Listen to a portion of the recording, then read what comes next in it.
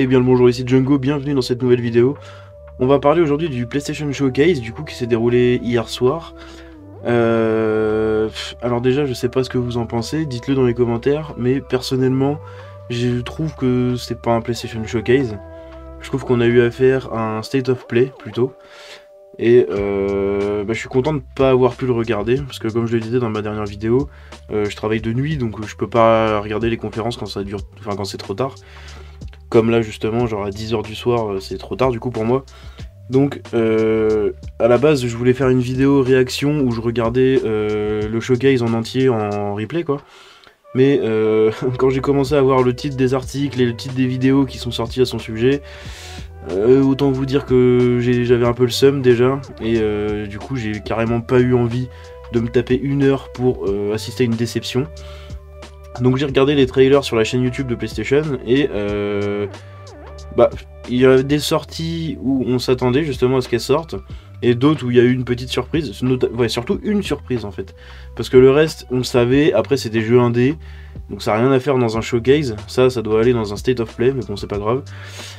Et du coup oui, il y a vraiment eu une surprise, j'aurais bien voulu la regarder du coup en live pour y assister à cette surprise parce que ça aurait été incroyable. Bref. Sans plus attendre, on est parti dans l'article. Après 2 longues années d'attente, parce que oui, ça fait quand même 2 ans qu'il n'y a pas eu de showcase, donc il y a eu des state of play entre temps, mais il n'y a pas eu de showcase à proprement parler, donc de grosses conférences. Parce que dans un showcase, on est censé présenter des jeux maison, enfin les jeux de Sony, genre qui sont faits par les studios Sony. Le géant bleu du gaming nous revient une nouvelle fois pour nous offrir des annonces fracassantes. Comme prévu donc, le PlayStation Showcase s'est déroulé ce jeudi soir avec un programme très chargé qui s'est étalé sur pratiquement 1 h 30. À la base ça devait durer qu'1 heure justement, j'ai pas fait gaffe à ça. Comme d'habitude, après chaque événement majeur, voici notre résumé complet, celui-ci ne contient pas toutes les annonces. On s'en doute, il y a eu des annonces un peu moins intéressantes que d'autres, notamment tout ce qui est les jeux de live service. On sait que PlayStation veut se lancer à fond dedans, mais bon, allez vous faire foutre avec vos jeux comme ça, c'est tout ce que j'ai à dire. Putain, vous êtes Sony, vous faites des jeux AAA solo avec des histoires, des mondes, des univers, vous avez des studios incroyables, et vous nous pétez les couilles à nous faire des jeux en ligne comme ça, complètement nuls à chier. Non, à moins que ce soit très très bien fait, franchement, j'ai un gros doute sur le succès de vos jeux.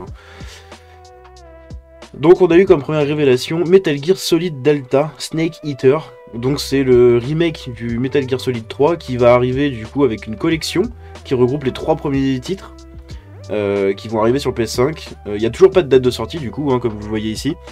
Toujours pas de date de sortie pour le jeu, donc on verra.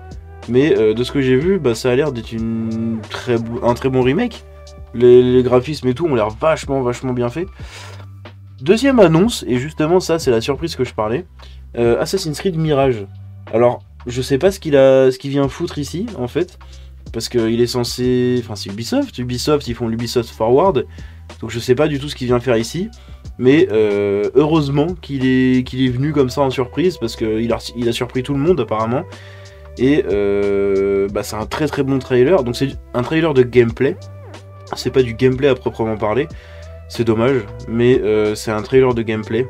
Je pense que s'ils ont fait un trailer de gameplay, justement, je me répète, c'est parce que, à mon avis, ils sont encore en train de bosser sur plein de choses. Donc on sait qu'il va arriver, du coup, le 12 octobre, et franchement, il m'a hypé de ouf. Il m'a vraiment hypé de ouf, et je suis vraiment impatient d'y jouer. Troisième annonce, on le savait, on savait très bien qu'il était présent, c'est Spider-Man 2, enfin 1.5 plutôt, parce que je sais pas ce que vous en pensez, mais perso, j'ai l'impression de voir un 1.5. Alors, je suis pas très calé dans l'univers de Spider-Man et de Marvel en général. Moi, ma connaissance des films Spider-Man, par exemple, ça se résume juste aux 3 premiers qui sont sortis en 2000, de Sam Raimi. Donc voilà. Après, j'avais regardé les autres, mais j'ai pas aimé. Bref, j'attendais pas grand chose du jeu. Je savais très bien que ça allait être un copier-coller du premier et de Miles Morales. Parce qu'il faut savoir aussi que j'ai fini Miles Morales il y a 2 mois. Donc je suis en plein dedans. Et là, quand j'ai vu le gameplay, il est pas mal. J'ai grave envie d'y jouer pour faire un bon platine. Des bonnes sensations de combat et tout, je pense à prévoir là-dedans. Et un gameplay au final prévisible, on va dire. Parce qu'il n'y a pas grand chose qui change. Il y a un truc que j'ai bien aimé par contre, c'est l'interface. L'interface a l'air vachement sympa. À voir si ça reste comme ça jusqu'à la sortie. Mais franchement, ça a l'air vraiment très sympa. Donc la date de sortie de Spider-Man 2, normalement, elle est prévue pour mi-septembre, vers le 9, dans ces eaux-là. On verra s'ils maintiennent cette date de sortie là. En attendant, je suis quand même impatient d'y jouer. Même si j'ai été déçu parce que j'en attendais un peu plus quand même. J'attendais d'être surpris quand même. Mais on verra bien quand on y jouera. On passe à celle d'après, c'est Alan Wake 2. Alors Alan Wake 2, j'avais joué vite fait au 1 à l'époque. Et bah, du coup on sait, hein, il y a eu des fuites là ces dernières semaines sur le 2 justement, comme quoi il va être présenté, etc. Franchement le trailer, je crois que c'est le meilleur trailer de... c'est le meilleur trailer du showcase. Il est excellent. Excellent, il est d'une qualité incroyable, il est magnifique. Et je suis pas un gros fan des jeux d'horreur, enfin en fait je suis pas du tout fan, genre je joue jamais aux jeux d'horreur, je suis trop une flippette en fait si vous voulez. Et du coup je joue pas à ces jeux là, mais j'ai grave envie d'y jouer, voilà, j'ai grave envie d'y jouer. Et comme ils l'ont précisé, bonne nouvelle, si vous n'avez pas touché au premier opus, pardon, ce n'est pas grave, le jeu est conçu pour être découvert par les nouveaux joueurs, et ça c'est très bien. C'est très bien qu'ils aient fait ça. Après j'ai envie de vous dire, l'autre il est sorti quand même il y a 13 ans, hein. Donc bon, c'est un peu prévisible, hein, justement, qu'ils l'adaptent pour les nouveaux joueurs. Il y en a qui sont nés entre temps et à l'époque de 2010 qui n'avaient pas l'âge pour y jouer et qui étaient trop petits. Maintenant ils ont l'âge, ils arrivent vers la 15-vingtaine, donc voilà. Petit passage éclair sur les annonces qui concernent le matériel. On a eu du coup l'officialisation du Projet Q. Donc le Projet Q, c'est l'espèce de console de Sony. Alors franchement c'est pas dingue quoi. Ah c'est marrant, vous la voyez pas, c'est dommage. C'est vraiment pas dingue. Déjà, c'est pas un écran OLED. Alors ça, je trouve ça un peu inadmissible. Pour moi, venant de Sony, venant d'une boîte qui nous a habitués quand même à du haut de gamme ces derniers temps sur leur hardware, franchement, je sais pas ce qu'ils foutent avec un écran 1080p, 60 fps qui n'est même pas OLED. C'est dommage, j'aurais bien vu au moins un petit écran 2K ou un truc. Enfin, ils auraient pu quand même pousser le truc. La manette, c'est une manette PS5 classique coupée en deux. Donc on verra bien. Les écouteurs, ils ont l'air vachement sympas par contre. À voir s'ils sont bien performants. Mais à ce qui paraît, on pourrait peut-être les utiliser sur la PlayStation 5. Donc c'est sympa. Pour ceux qui n'ont pas de casque ou qui en ont marre des casques et qui veulent jouer avec des écouteurs, bah lâchez vos AirPods et passez sur les earbuds de PlayStation. Il n'y a toujours aucun prix comme c'est marqué. Pas de date de sortie ni aucun prix. Donc on verra bien, faudrait être à l'affût des dernières annonces. Après voilà, il y a eu des jeux multi, il y a Talos Principle 2, lui il a l'air pas mal. Dragon's Dogma 2, alors j'ai pas joué au 1, je connais pas du tout les licences, mais le gameplay avait l'air sympa, donc peut-être qu'à l'occasion je le ferai. Neva, voilà, c'est des petits jeux indépendants, ça c'est fait par les créateurs de Journey, donc Journey c'était un très bon jeu. Abzu, j'ai un peu moins aimé, et là c'est Sword of the Sea, donc c'est du coup du surf, dans le même délire, donc c'est vachement sympa, c'est des petits jeux relaxants. On a eu The Plucky Squire. Oh là, j'arrive pas à parler, pardon. The Plucky Squire. Alors, j'aime pas du tout ce genre de graphisme. C'est malheureusement, je suis un gros pigeon des très gros jeux. Je vais jouer de temps en temps à quelques petites pépites et tout, mais déjà par manque de temps, j'évite tout ce qui sort pas des classiques double A, triple A.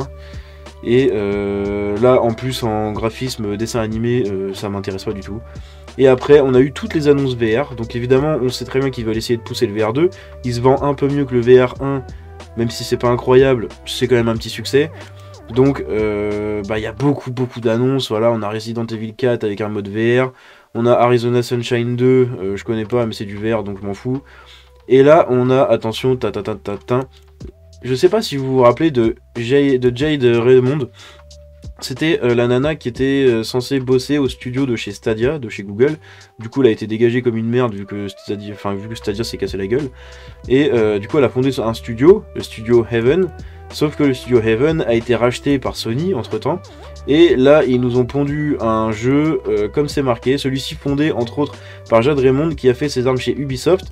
Ça se ressent grave, parce qu'on a l'impression de jouer vraiment à un jeu multi-Ubisoft. Du style The Division, ce genre de choses, vous voyez. C'est un jeu où vous allez faire des braquages, des trucs comme ça, enfin ça m'intéresse pas trop quoi, je m'en fous. On a eu Ghost Runner 2, c'est un jeu qui a été vachement apprécié, mais putain ouais, ils ont été rapides hein, parce que voilà, il est sorti en 2020, fin 2020 il me semble. 2 ans et demi plus tard, c'est pas mal comme rythme. Hein. On a Helldivers 2, alors ça a été le premier jeu je crois, mais je connais pas du tout. Je le connais pas du tout et puis je m'en fous un peu. Et voilà, il y en a qui disent que la bande-annonce est très Starship Troopers. Alors, super. On verra bien. Moi, c'est un truc qui me hype pas du tout, je m'en fous. Là, on a eu Splatoon. Pardon, non, Foam Stars. Non, sans déconner, c'est quoi ce putain de plagiat? Genre, Nintendo, quand ils ont vu ça, ils ont dû... Oh, ils ont dû faire de l'huile avec leur cul, là, hein. On sait que eux, ils se détestent tout. Ils ont lancé quand même des procès contre des mecs qui faisaient du fan art et tout. Et là, Sony nous sort en plein showcase un Splatoon. Mais au lieu d'avoir de la peinture, c'est de la mousse. Non mais sans déconner. Genre à quelle heure c'est autorisé? C'est un putain de plagiat. Donc on verra bien ce que c'est, mais oh, c'est incroyable quand même. Après on a eu Immortals of Aveum. Alors ça, je m'en fous, ça m'intéresse pas du tout. Là, la grosse surprise, Phantom Blade Zero. Alors moi je suis pas un gros joueur des Souls-like, etc. Mais franchement, le gameplay de ce jeu-là, oh, c'est incroyable. C'est incroyable. Il donne tellement envie, il a l'air tellement jouissif, tellement dynamique, avec plein de possibilités de gameplay et tout. L'univers a l'air dingue.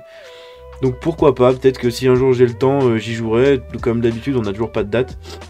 Et vous remarquez d'ailleurs que la plupart des jeux qui sont annoncés, quasiment tous, ils vont tous sortir sur le PC aussi. Hein. Donc c'est vachement intéressant. Il y en a 12 hein, dans le lot, dans toutes les annonces qui vont sortir sur Xbox. Alors pour une conférence showcase de PlayStation, ça fait un peu tâche quoi. Surtout dans le contexte de maintenant. Et le dernier, on a eu Towers of Aglachba. Je sais pas si je le prononce bien. C'est pareil, c'est un petit jeu, mais ça m'intéresse pas non plus. Donc moi, justement, je reste sur ma faim, comme c'est marqué ici. Ce PlayStation Showcase est une excellente mise en bouche pour le début de cette longue série d'annonces. Malheureusement pour nous, le constructeur n'a pas été à la hauteur. Voici notre petite liste des choses qui, selon nous, manquent cruellement à l'appel. Alors là, franchement, vous allez me dire ce que vous en pensez, mais je trouve ça incroyable, en fait, que, du coup, on ait eu un PlayStation Showcase, donc Showcase, pas State of Play, vraiment Showcase, concentré sur des jeux indés et des tierces parties. Donc je sais pas ce qu'ils ont foutu. On n'a pas eu The Last of Us multijoueur, alors que quand même il y a beaucoup d'attentes et on sait qu'il est quand même assez avancé. Le développement, ils auraient pu montrer quelques images, un petit trailer vite fait à l'arrache, mais au moins, ou juste donner des nouvelles. Voilà, juste dire bon bah voilà, The Last of Us est toujours en cours, juste avec un logo Naughty Dog, The Last of Us toujours en développement, machin, blablabla. Je sais pas, un truc, y a rien. Death Stranding 2, y a que dalle, Silent Hill 2, y a que dalle. Ghost of Tsushima 2, bon on savait qu'il allait pas être présent, mais on n'a même pas eu de nouvelles, comme quoi c'était toujours parti. Wolverine, Wolverine ils l'ont annoncé il y a 2 ans je crois, 2-3 ans. On n'a toujours pas de nouvelles. Rise of the Ronin, ouais j'avoue moi je l'attends pas trop, mais bon. Pas de nouvelles non plus. Tekken 8, pas de nouvelles. Et il y avait le fameux jeu Ben Studio, donc c'est un gros jeu AAA qui sont en train de bosser, enfin sur lequel ils sont en train de bosser, et il y a toujours pas de nouvelles, il y a rien. Mais putain, vous foutez quoi? C'est incroyable. Et après, KOTOR, bah on sait que KOTOR il est dans la sauce, donc quand vous avez vu mes dernières vidéos, voilà. Donc ça, c'est pas étonnant qu'il soit pas présenté. Je trouve ça dommage, mais si jamais il doit être présenté, il sera sûrement présenté à la conférence de Embracer Group. Mais bah je sais pas moi, ce triplé là, voire quadruplé avec Wolverine derrière, je comprends pas pourquoi ils ont pas été présentés, pourquoi il n'y a pas eu de petites chips de données aux gens en fait sur ces jeux là. Je comprends pas ce qu'ils ont fait en fait. Je sais pas où ils veulent en venir. À mon avis ils ont voulu passer les premiers vite pour soit parce que justement ils avaient pas grand chose à présenter, du coup ils voulaient les présenter maintenant et après ils nous réservent une grosse surprise, soit justement parce qu'ils ont pas grand chose à présenter, ils veulent pas passer après les autres, la concurrence, pour éviter de passer pour des pauvres tâches. Et là j'ai envie de vous dire, dans tous les cas ils sont déjà passés pour des pauvres tâches. C'est dommage. C'est dommage en fait de décevoir les gens comme ça, d'avoir hypé les gens pour la conférence, le PlayStation Showcase, bam bam bam. Et en fait c'est nul. C'est nul. Je suis d'accord, il y a plein de jeux qui sont sympas, mais je veux dire c'est un showcase. Donc on attend quand même des gros jeux first party, des grosses exclus, des trucs qui nous baignent la tête. Là on a eu des popcorn quoi, voilà c'est tout, des petits jeux. Il y a eu quelques grosses annonces, voilà les 4 premières. Alan Wake 2, Spider-Man, Mirage et Metal Gear. C'est tout. Après le reste, on savait soit que ça allait arriver, soit ça va intéresser 5% de ceux qui ont regardé le live. Je comprends pas où ils veulent en venir avec cette stratégie, c'est très bizarre en fait. Donc voilà, n'hésitez pas à me dire ce que vous en pensez. Sur ce, je vous laisse ici, c'est tout ce que j'avais pour aujourd'hui. J'espère que la vidéo vous a plu. Si c'est le cas, vous pouvez la liker, partager la vidéo, vous abonner. Tous les liens sont dans la description. Je vous dis à la prochaine, c'était Django. Ciao.